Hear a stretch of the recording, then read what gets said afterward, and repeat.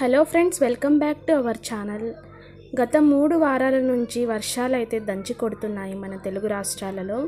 ఇంకా ఆంధ్రప్రదేశ్లో అయితే గోదావరి ఉప్పొంగి ప్రవహిస్తుంది. అలాగే శ్రీశైలం ప్రాజెక్టు కూడా పూర్తిగా నిండిపోయింది. అలా నిండిపోవడం వల్ల గేట్లు ఎత్తి నీళ్ళని దిగువకు వదులుతున్నారు.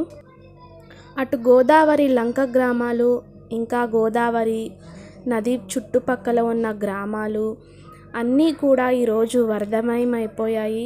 వాళ్ళు సర్వం కోల్పోయారు.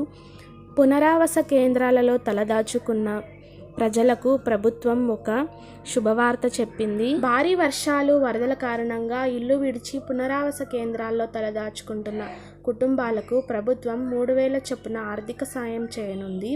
అలాగే 25 కిలోల బియ్యం, ఇంకా 1 కిలో కందిపప్పు, 1 ప్యాకెట్ పామ్ ఆయిల్, ఉల్లిగడ్డలు, బంగాళాదుంపలు పంపిణీకి నిధులు విడుదల చేస్తూ ఉత్తర్వులు ఇచ్చింది. వరద ప్రభావిత 8 జిల్లాలకు 26.50 కోట్లు, అలాగే అల్లూరి జిల్లాకు ప్రత్యేక ఆర్థిక సాయం కింద 15.29 కోట్లు మంజూరు చేసింది. అలాగే ఆంధ్రప్రదేశ్ ముఖ్యమంత్రి చంద్రబాబు నాయుడు గారు వరద వల్ల నష్టపోయిన ప్రతి కుటుంబానికి 3,000 ఆర్థిక సాయం అందిస్తామని ప్రకటన చేయడం జరిగింది. అలాగే ఆయన జిల్లాల మంత్రులను నష్టపోయిన కుటుంబాలను వారి దగ్గరికి వెళ్ళి పరామర్శించాలని ఆదేశించారు.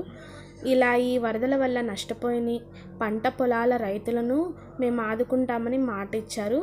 అలాగే వ్యవసాయ శాఖ అధికారుల దగ్గర నష్టపోయిన పంట వివరాలు నమోదు చేయాలని రైతులకు తెలిపారు.